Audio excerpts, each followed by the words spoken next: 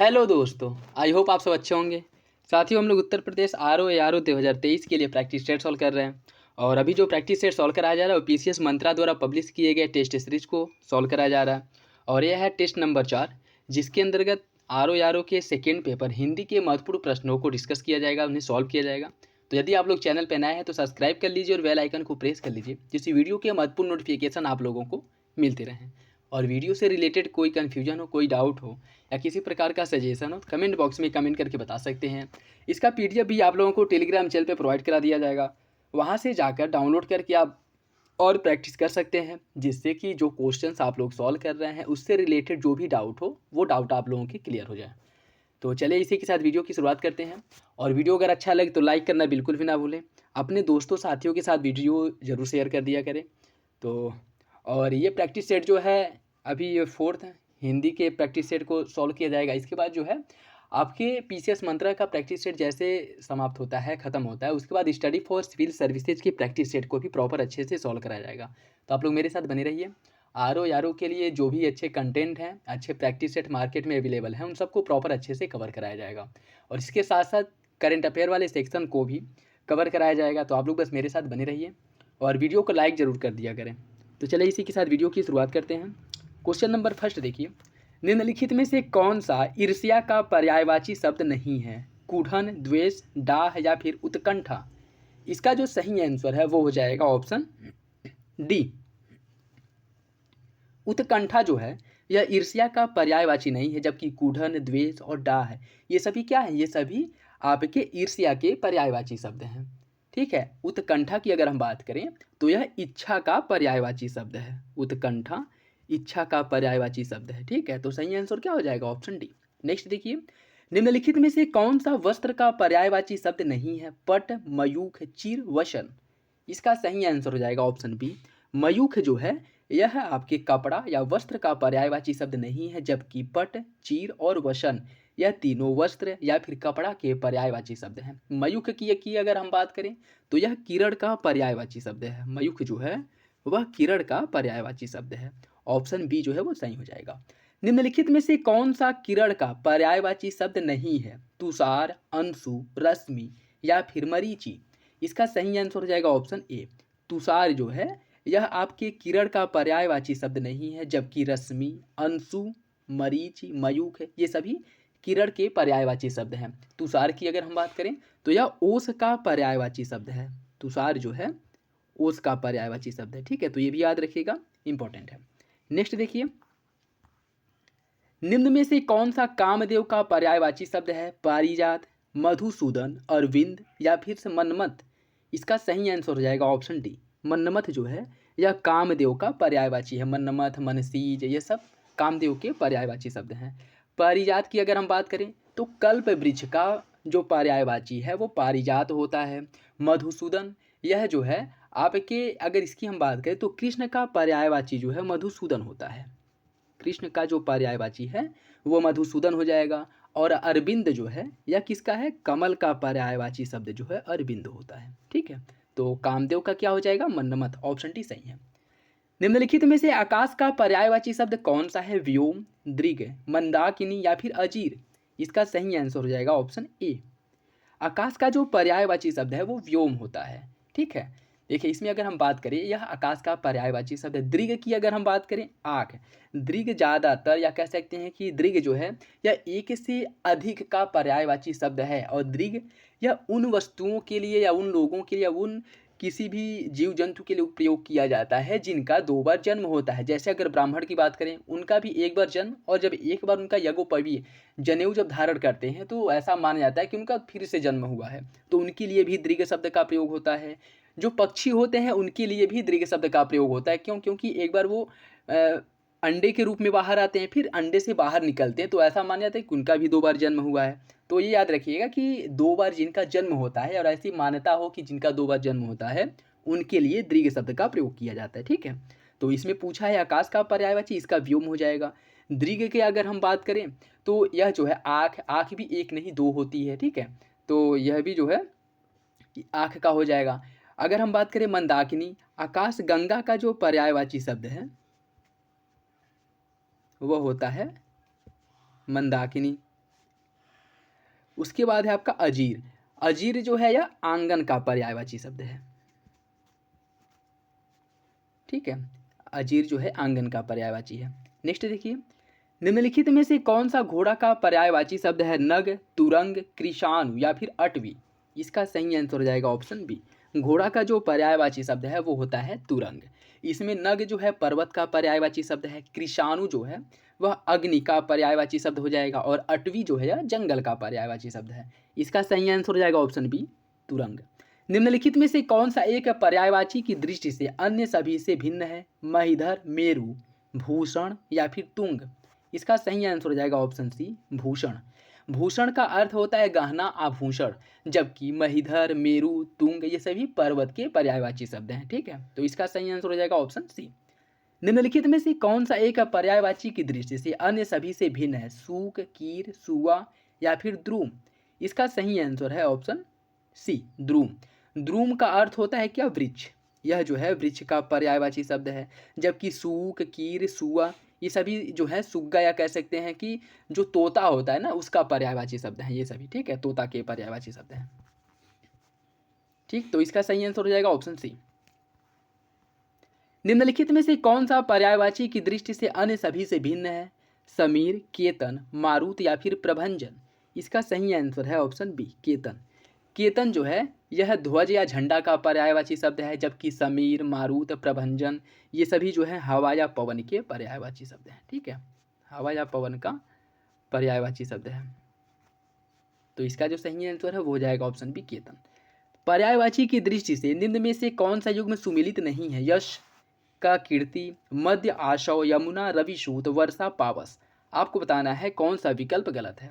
इसका सही आंसर हो जाएगा ऑप्शन सी, यमुना, रविसूत।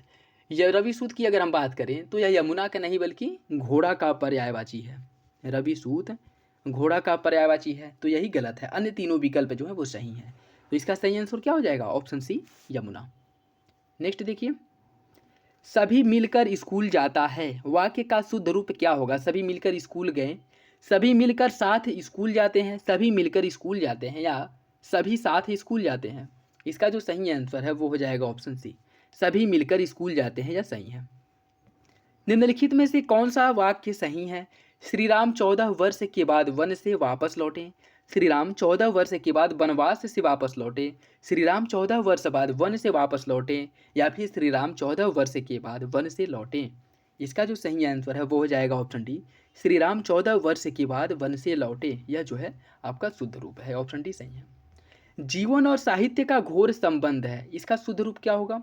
जीवन और साहित्य का निकट संबंध है, जीवन और साहित्य का घनिष्ठ संबंध है, जीवन और साहित्य का पास का संबंध है, या फिर जीवन और साहित्य में परस्पर संबंध है। इसका जो सही आंसर है वो हो जाएगा ऑप्शन बी, जीवन और साहित्य का घनिष्ठ संबंध है, या सही हो जाएगा ऑप्शन बी। निम्नलिखित में से कौन सा वाक्य शुद्ध है? उसने अपनी कमाई का अधिकांश भाग गंवा दिया, वह अपनी कमाई का अधिकांश भाग गंवा दिया, उसने कमाई का अधिकांश भाग गंवा डाला, उसने अपनी कमाई का अधिकांश गंवा दिया। इसका सही आंसर हो जाएगा ऑप्शन डी, उसने अपनी कमाई का अधिकांश गंवा दिया। देखिए यहाँ पे पुनरावृत्ति दोष है, जैसे अगर अधिकांश है तो इसके साथ भाग लगाने का कोई औचित्य नहीं बनता है, ये गलत है। ठीक है, क्योंकि अधिकांश का मतलब और भाग का मतलब दोनों समानार्थी शब्द हैं। तो इसका सही आंसर क्या हो जाएगा? ऑप्शन सी, उसने अपने कमाई का अधिकांश गंवा दिया। ऑप्शन डी सही हो जाएगा। नेक्स्ट देखिए, निम्नलिखित में से कौन सा वाक्य शुद्ध है? यह आपकी अनाधिकार चेष्टा है, यह आपकी अनधिकार चेष्टा है, यह आपकी चेष्टा अनधिकार है, या फिर यह चेष्टा आपका अनधिकार है। इसका जो सही आंसर है वो हो जाएगा ऑप्शन बी, यह आपकी अनधिकार चेष्टा है। ऑप्शन बी जो है वो सही है। वर्तनी की दृष्टि से कौन सा शब्द शुद्ध है? विवर्त, ज्योत्सना, विरहणी या फिर उत्कृष्टता, उत्कर्षता। आपको बताना है कौन सा विकल्प सही है। इसका जो सही आंसर है वो हो जाएगा ऑप्शन ए, विवर्त जो है यह सही है। यह विरहणी नहीं विरहिणी होता है। ज्योत्सना में आधा त और आधा स होता है। और यह जो उत्कर्षता है, उत्कर्षता की अगर हम बात करें तो यह जो है उत्कर्ष होता है, न कि उत्कर्षता। ठीक है, तो सही आंसर क्या हो जाएगा? ऑप्शन ए, विवर्त। अशुद्ध वर्तनी वाले शब्द का चयन कीजिए। निरपेक्ष, अनधिकार, पौराणिक या फिर देदीप्यमान। इसमें आपको अशुद्ध वर्तनी वाले शब्द का चयन करना है। इसका जो सही आंसर है वो हो जाएगा ऑप्शन सी, पौराणिक, यह गलत है। पौराणिक की अगर हम बात करें, यह अशुद्ध वर्तनी वाला शब्द है। यह जो है पौराणिक में छोटी ई की मात्रा रहेगी, ठीक है। पौराणिक में छोटी ई की मात्रा रहेगी, ठीक। तो इसमें पूछा है कौन सा विकल्प गलत है, वो हो जाएगा आपका ऑप्शन सी, पौराणिक। निम्नलिखित में से अशुद्ध वर्तनी का चयन करें। स्वास्थ्य, झज्जर, बुधवार या फिर उपलक्ष्य। इसका जो सही आंसर है वो हो जाएगा ऑप्शन बी। झज्जर जो है यहाँ पे गलत लिखा है। यह जो है क्या होगा, यह जो है झज्जर होगा, ठीक है।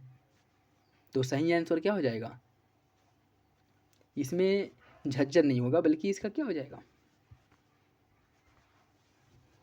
झज्जर होता है, ठीक है, ना कि झज्जर। तो इसका जो सही आंसर वो हो जाएगा ऑप्शन बी, झज्जर। अन्य तीनों विकल्प आपके सुमेलित हैं, स्वास्थ्य, बुधवार और उपलक्ष्य, यह तीनों की वर्तनी शुद्ध है। नेक्स्ट देखिए, निम्नलिखित वाक्यों में शुद्ध वाक्य का चयन करें। आप सचमुच भाग्यवान हैं, उनका प्रयत्न निष्फल रहा, गर्मी से पहले वसंत ऋतु होती है, हिंदी राजभाषा है। आपको बताना है कौन सा विकल्प सही है। इसका जो सही आंसर है वो हो जाएगा ऑप्शन बी, उनका प्रयत्न निष्फल गया। यह जो है आपका सही है, अन्य विकल्प आपके गलत हैं। निम्नलिखित में से अशुद्ध वर्तनी, इसका देख लीजिए, जैसे आप सचमुच भाग्यवान हैं, यहाँ पे भाग्यमान नहीं, भाग्यवान होगा। और गर्मी से पहले बसंत ऋतु होती है, इसकी अगर हम बात करें तो गर्मी से पहले बसंत ऋतु होती है, इसमें जो है ये बसंत नहीं वसंत होता है, ठीक है। ये क्या है, बसंत लिखा है, जबकि क्या होता क्या है, वसंत होता है। और हिंदी राजभाषा है, हिंदी राजभाषा जो है इसमें अगर हम बात करें तो राजभाषा जो लिखा है यह गलत लिखा है, इसकी वर्तनी गलत है, ठीक है। तो सही आंसर हो जाएगा ऑप्शन बी। निम्नलिखित में से अशुद्ध वर्तनी का चयन कीजिए। चावल, धुरंधर, गवार या फिर जंजीर। इसका जो सही आंसर है वो हो जाएगा ऑप्शन सी, गवार जो है वो गलत है। गवार जो है इस पे क्या होगा, गवार पे चंद्र बिंदु होता है, ठीक है, गवार। तो ऑप्शन सी की वर्तनी जो है वो गलत है। नेक्स्ट देखिए, घरेलू गाय में बहुत ज़्यादा दूध होता है। उक्त वाक्य में एक विशेषण एक विशेष्य है, दो विशेषण दो विशेष्य, दो विशेषण तीन विशेष या फिर तीन विशेषण दो विशेष्य। इसका जो सही आंसर है वो हो जाएगा ऑप्शन बी, दो विशेषण और दो विशेष्य हैं। घरेलू गाय में बहुत ज़्यादा दूध होता है, इसमें दो विशेषण और दो विशेष्य हैं। 40 सेर घी में विशेषण है निश्चित परिमाण बोधक विशेषण, अनिश्चित परिमाण बोधक विशेषक, पूर्णांक बोधक विशेषक या अपूर्णांक बोधक विशेषण। इसका सही आंसर हो जाएगा ऑप्शन ए, निश्चित परिमाण बोधक विशेषण। इसमें 40 शेर, इसमें जो मात्रा है वो निर्धारित है, या कह सकते हैं कि उसका व्यापक रूप से या प्रत्यक्ष रूप से इसका जो है वर्णन किया गया है, ठीक है, कि 40 शेर घी है। तो यह क्या है, यह निश्चित परिमाण बोधक विशेषण का उदाहरण है, ऑप्शन ए सही हो जाएगा। निम्नलिखित में से कौन विशेषण शब्द है, सिद्धि, आकर्षण, अध्ययन या फिर मानव। इसका सही आंसर हो जाएगा ऑप्शन डी, मानव जो है यह विशेषण है। मानव का जो विशेष्य है वह मनु होता है। सिद्धि जो है यह विशेष्य शब्द है जिसका विशेषण सिद्ध होगा। आकर्षण जो है यह भी विशेष्य है जिसका विशेषण होता है आकृष्ट। अध्ययन इसका विशेषण होता है अधीत। तो क्वेश्चन नंबर 23 का जो सही आंसर है वो हो जाएगा ऑप्शन डी, मानव यह एक विशेषण शब्द है। मिश्रा जी मेला से 70 किलो दाल, 20 किलो आलू, 10 किलो प्याज लेकर आइए। उक्त वाक्य में कितने विशेषण हैं यह आपको बताना है। इसका जो सही आंसर है वो हो जाएगा ऑप्शन डी, सॉरी इसका सही आंसर हो जाएगा ऑप्शन बी। इसमें विशेषणों की संख्या 3 है। मेला से 70 किलो, ठीक है, मिश्रा जी मेला से 70 किलो दाल, 20 किलो आलू, 10 किलो प्याज लेकर आइए। इसमें 3 विशेषण शब्द का प्रयोग किया गया जिसमें 70 किलो, 20 किलो और 10 किलो, यह तीनों क्या है, यह तीनों विशेषण है। तो सही आंसर हो जाएगा ऑप्शन बी। इसमें आपको बताना है कौन सा विशेषण विशेष से सुमेलित नहीं है। पंजाबी का विशेषण पंजाब होगा, सुंदरता का सुंदर, क्रय का कृत और स्वर्ण का स्वर्णिम। आपको बताना है कौन सा विकल्प गलत है। इसका सही आंसर है ऑप्शन ए, पंजाबी जो है एक गुणवाचक विशेषण है, ठीक है, पंजाबी गुणवाचक विशेषण है जो स्थान विशेष की विशेषता बताता है, ठीक है। तो पंजाबी क्या है, यह गुणवाचक विशेषण है, न कि पंजाब। तो सही आंसर हो जाएगा ऑप्शन ए। निम्न में से कौन सा शब्द विशेषण है, सफल, प्रेमी, भलाई या फिर अधर्म। इसका सही आंसर हो जाएगा ऑप्शन बी, प्रेमी। प्रेमी जो है यह एक विशेषण है जिसका विशेष क्या हो जाएगा, प्रेम। इसका विशेष हो जाएगा प्रेम। तो सही आंसर है ऑप्शन बी। नेक्स्ट देखिए, निम्न में कौन सा शब्द विशेषण नहीं है? लोभी, सिद्धांत, सैंधव या फिर नागरिक। इसका सही आंसर है ऑप्शन बी, सिद्धांत जो है यह एक विशेष्य शब्द है, ठीक है। जबकि लोभी, सैंधव और नागरिक यह तीनों क्या है? विशेषण है। शेरू शर्मा जी का पालतू कुत्ता है, निम्न में मुख्यतः विशेषण क्या है? शेरू, शर्मा जी, कुत्ता या फिर पालतू। इसका सही आंसर हो जाएगा ऑप्शन डी, पालतू। पालतू विशेषण है जो विशेषता बता रहा है किसकी? कुत्ते की, ठीक है। पालतू क्या है? विशेषण है जो कुत्ते की विशेषता बता रहा है, तो इसका सही आंसर हो जाएगा ऑप्शन डी। 21वां में कौन सा विशेषण शब्द है? गुणवाचक, क्रमवाचक, परिमाणवाचक या फिर सार्वनामिक। इसका जो सही आंसर है वो हो जाएगा ऑप्शन बी। 21वां जो शब्द है इसमें क्रमवाचक विशेषण का प्रयोग किया गया है, ठीक है। तो सही आंसर हो जाएगा ऑप्शन बी। नेक्स्ट देखिए, अच्छे लोग सुबह उठते हैं, उक्त वाक्य में विशेषण कौन है? उठते हैं, अच्छे लोग या फिर उपयुक्त में से कोई नहीं। इसका जो सही आंसर है वो हो जाएगा ऑप्शन बी, अच्छे। यह क्या है? यह एक जो है विशेषण है, ऑप्शन बी सही हो जाएगा। निम्नलिखित में से कौन सा विलोम युग में सुमेलित नहीं है? सुदीन का कुदीन, अशन का अनशन, वरिष्ठ का कनिष्ठ, अथ का इति। आपको बताना है कौन सा विलोम गलत है। इसका सही आंसर हो जाएगा ऑप्शन ए, सुदीन जो है इसका जो विपरीतार्थक शब्द होता है या विलोम शब्द होता है वो दामिनी होता है, ठीक है। सुदीन का क्या हो जाएगा? दामिनी। अन्य तीनों विकल्प आपके सही हैं। निम्नलिखित में से कौन विलोम युग में सुमेलित नहीं है? साहचर्य का अलगाव होता है, ग्रस्त का मुक्त, सगुण का दुर्गुण या फिर अमर का मर्त्य। इसका सही आंसर हो जाएगा ऑप्शन सी, सगुण का दुर्गुण नहीं होता है। सगुण का होता है क्या? निर्गुण होता है, ठीक है। सगुण का विपरीतार्थक शब्द निर्गुण होता है। अन्य तीनों विकल्प आपके सही हैं। साहचर्य का अलगाव होता है, ग्रस्त का मुक्त होता है, अमर का मर्त्य होता है और सगुण का निर्गुण होता है, ऑप्शन सी सही है। निम्नलिखित में से कौन विलोम युग में सुमेलित नहीं है? आदृत का तिरस्कृत, उद्दत का विनीत, उपमेय का अनुपादेय या फिर श्रीधि का विपन्न। आपको बताना है कौन सा विकल्प गलत है। इसका सही आंसर हो जाएगा ऑप्शन सी, उपमेय का अनुपादेय यह गलत है। उपमेय की अगर हम बात करें, इसमें क्या पूछा है कि कौन सा युग में सुमेलित नहीं है? आदृत का तिरस्कार होता है, उद्दत का विनीय होता है, विनीत, रिद्धि का विपन्न होता है और जो उपमेय है इसका विपरीतार्थक शब्द उपमान होता है, ठीक है। उपमेय का उपमान होता है, तो सही आंसर क्या हो जाएगा? Option C. निम्नलिखित में से कौन विलोम युग में सुमेलित नहीं है? उर्वर का ऊषर, ईशान का नैश्रित्य, उन्मूलन का रोपण या फिर यथार्थ का आर्जव। इसका सही आंसर है ऑप्शन डी। यथार्थ का जो विपरीतार्थक शब्द है वह कल्पित या फिर आदर्श होता है, ठीक है। यथार्थ का विपरीतार्थक या विलोम शब्द कल्पित या फिर आदर्श होता है, तो सही है आपका ऑप्शन डी। नेक्स्ट देखिए, निम्नलिखित में से कौन विलोम युग में सुमेलित नहीं है? कृपण का उदार, गृहस्थ का ब्रह्मचर्य, गुणाढ़ गुणहीन, उद्भव का अनुदात्त। आपको बताना है कौन सा विकल्प गलत है। इसका जो सही आंसर है वो हो जाएगा ऑप्शन डी, उद्भव का अनुदात्त यह गलत है। उद्भव का क्या होता है? जैसे किसी को उद्भव, कुछ उद्भव हो उसका अवसान, उसको समाप्त करना, ठीक है। उद्भव मतलब उत्पन्न करना, आश्वन मतलब उसे समाप्त करना। तो उद्भव का जो विपरीतार्थक शब्द है वह अवसान होता है। अन्य तीनों विकल्प आपके सही हैं। कृपण का उदार होता है, गृहस्थ का ब्रह्मचर्य और गुणाढ़ का गुणहीन होता है। उद्भव का हो जाएगा अवसान, तो सही आंसर क्या है? Option D. निम्नलिखित में से कौन सा विलोम युग में सुमेलित नहीं है? घातक का रक्षक, झंकृत का दृढ़, तुष्ट का रुष्ट, दाखिल का खारिज। आपको बताना है कौन सा विकल्प गलत है। इसका सही आंसर हो जाएगा ऑप्शन बी, झंकृत का दृढ़ यह गलत है।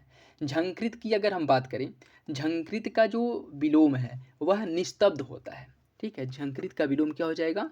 निस्तब्ध, निस्तब्ध, ठीक है। तो सही आंसर हो जाएगा आपका ऑप्शन बी।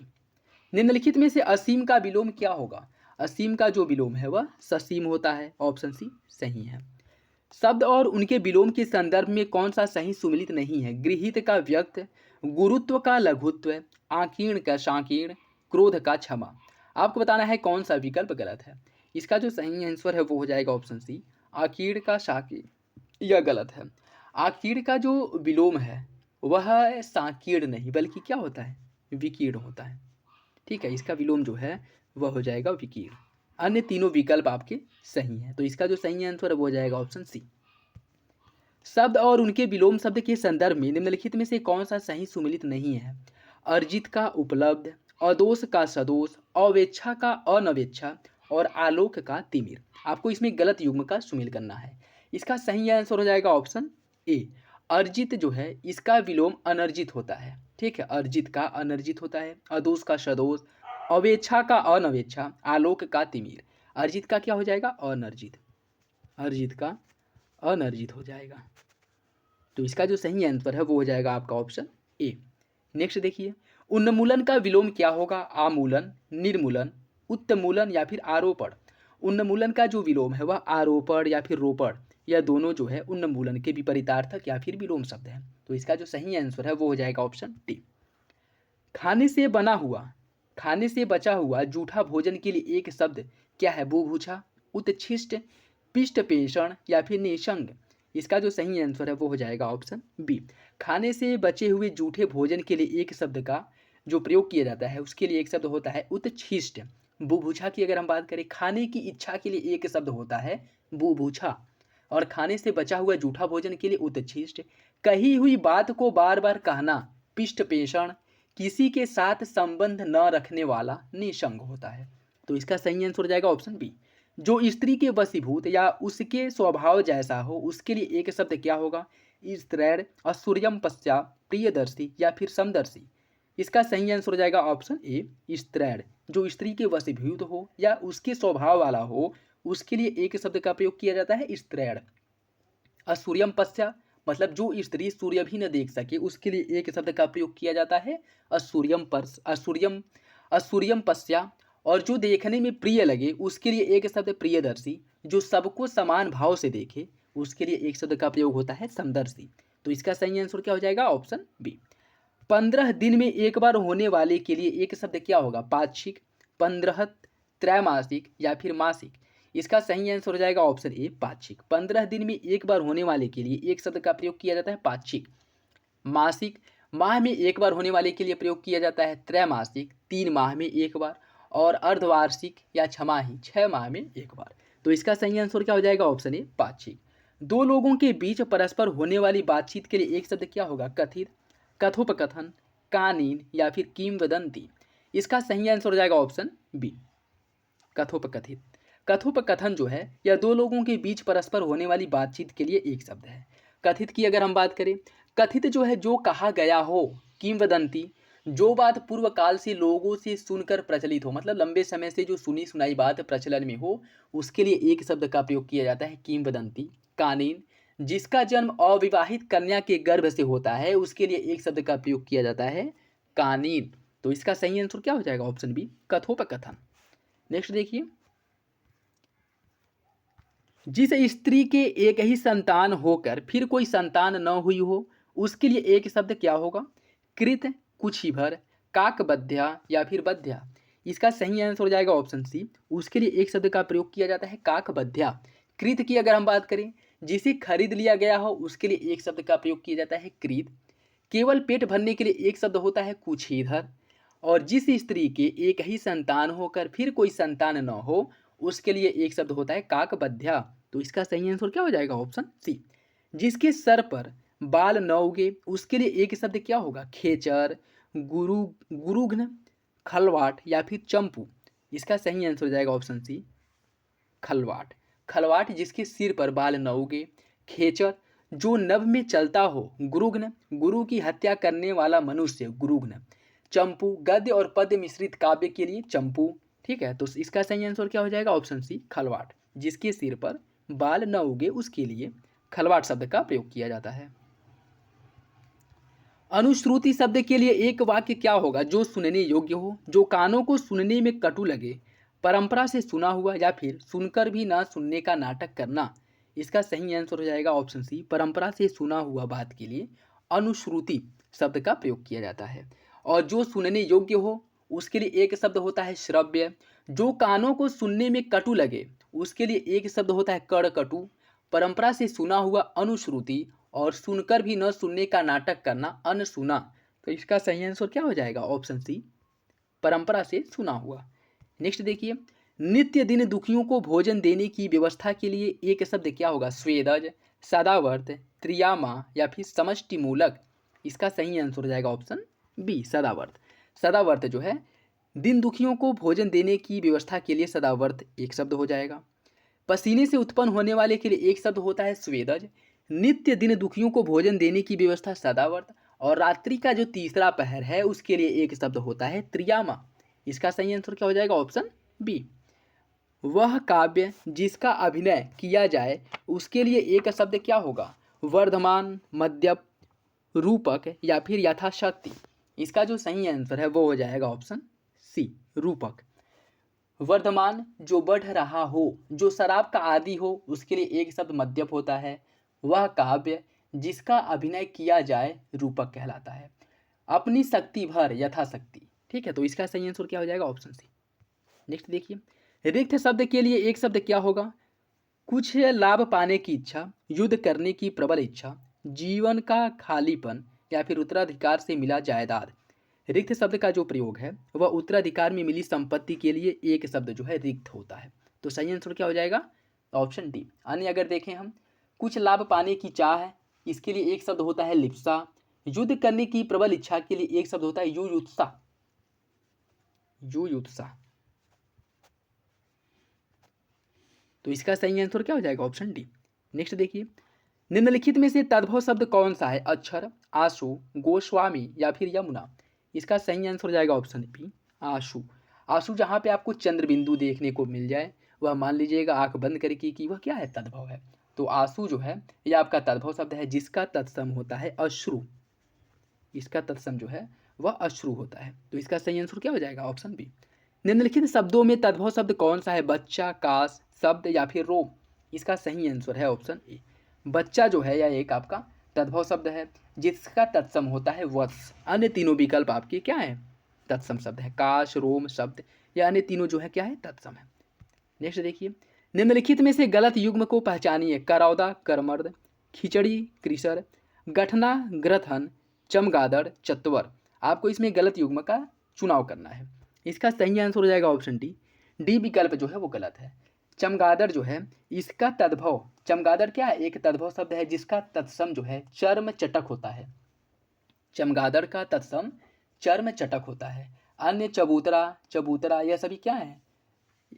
जो चबूतरा है, तो चतवार जो है, चतवार यह चबूतरा का तत्सम शब्द होता है। ठीक है, चतवार जो है यह चबूतरा का तत्सम शब्द होता है, जबकि चमगादड़ का जो तत्सम है वह चर्म चटक होता है। तो इसका सही आंसर हो जाएगा ऑप्शन डी। तद्भव से तत्सम बने सही युग्म की पहचान कीजिए। पुरुषार्थ का पुरुषार्थ, भतीजा का भारत जय, खटिया का खटवा, सरजोना का सज्जापन। आपको बताना है कौन सा विकल्प सही है। इसका सही आंसर हो जाएगा ऑप्शन ए, पुरुषार्थ का हो जाएगा पुरुषार्थ। ठीक है, पुरुषार्थ जो है इसका हो जाता है पुरुषार्थ।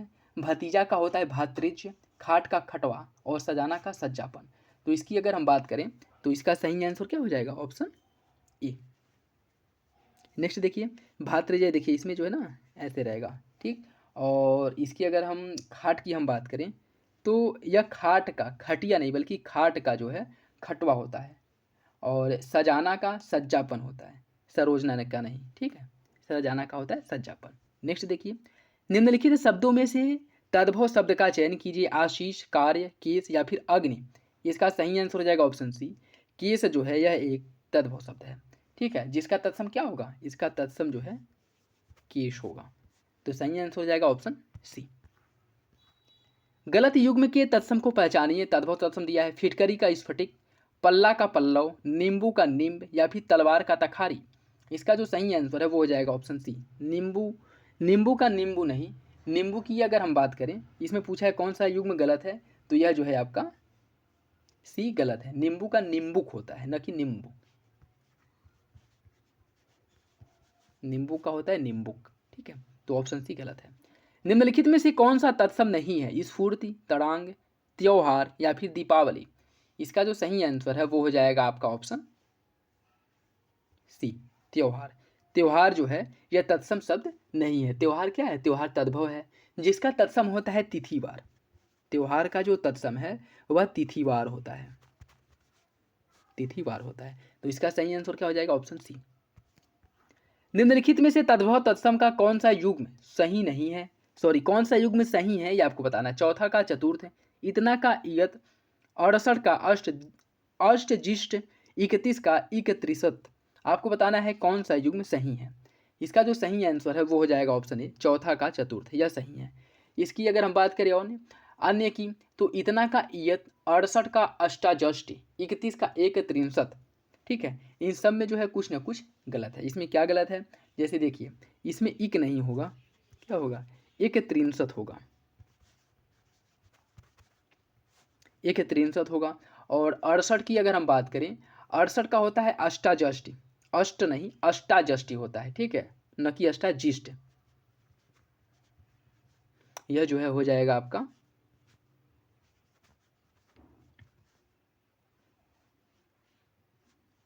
अष्टाजष्टि, ठीक है। और इतना जो है, इतना का जो तत्सम शब्द है, इतना का क्या होता है, ईयत, ये छोटी ई रहेगी, ईयत होता है, ठीक है। तो इसका जो सही आंसर है वो हो जाएगा आपका ऑप्शन ए, चौथा का चतुर्थ। नेक्स्ट देखिए, निम्नलिखित में से तद्भव तत्सम का कौन सा है शब्द युग में सही है। चिड़िया का चटर्क, पुराना का पुराण, पनही का पाहन, मौसी का मातृजा। इसका जो सही आंसर है वो हो जाएगा ऑप्शन बी, पुराना का पुराण, यह सही है। मौसी का मात्र श्वसा होता है, न कि मात्रजा। पनही की अगर हम बात करें, पनही का जो है यह उपाहन होता है, ठीक है। चिड़िया का चटक होता है। इसका सही आंसर क्या हो जाएगा, ऑप्शन बी। नेक्स्ट देखिए, और आज का लास्ट क्वेश्चन। और वीडियो अगर अच्छा लगे तो लाइक करना बिल्कुल भी ना भूलिएगा, अपने दोस्तों साथियों के साथ जरूर शेयर कर दिया करें वीडियो, आप लोगों से रिक्वेस्ट है, हम्बल रिक्वेस्ट है। नेक्स्ट देखिए, निम्नलिखित शब्दों में से कौन तद्भव युग में सही है। विरसना, गूठन, कटाह या फिर ऋग। इसका सही आंसर हो जाएगा ऑप्शन ए, विसरना। विसरना क्या है, विसरना एक तद्भव शब्द है जिसका तत्सम होता है विस्मृत। इसका तत्सम जो है वह विस्मृत होता है। तो इसका सही आंसर क्या हो जाएगा, इसका सही आंसर हो जाएगा ऑप्शन ए, विसरना का विस्मृति, ठीक है। ये था आज का last question. I hope video आप लोगों को अच्छा लगा होगा। वीडियो अगर पसंद आए तो लाइक करना बिल्कुल भी ना भूलें, अपने दोस्तों साथियों के साथ वीडियो जरूर शेयर कर दिया करें। और यह पीसीएस मंत्रा का टेस्ट नंबर 4 था, जिसके अंतर्गत हम लोग सेकेंड पेपर हिंदी के महत्वपूर्ण प्रश्नों को सॉल्व किए हैं, इसके प्रैक्टिस सेट को सॉल्व किए हैं। और इसके बाद जो है कल जो अपलोड किया जाएगा वीडियो, वो आपके जीएस फर्स्ट पेपर का होगा। और अभी तक 70 से ऊपर प्रैक्टिस सेट सॉल्व कराए जा चुके हैं, जिसका एक प्रॉपर प्लेलिस्ट भी आप लोगों को मिल जाएगा, जिसका लिंक आप लोगों को डिस्क्रिप्शन बॉक्स में भी प्रोवाइड करा दिया जा गया है। तो आप लोग जितने प्रैक्टिस सेट कराए गए हैं उन प्रैक्टिस सेट को ही अच्छे से सॉल्व कर लीजिए, कम से कम 1-2 बार। और उससे आप लोगों के जितने भी डाउट हैं, जितने भी फैक्ट से रिलेटेड डाउट हैं या फिर से फैक्ट हैं जो बार बार पढ़ने के बाद भी याद नहीं होते हैं, उसमें आपको बहुत ज़्यादा सहायता मिलेगी। तो चलिए मिलते हैं अगली वीडियो में, तब तक के लिए धन्यवाद।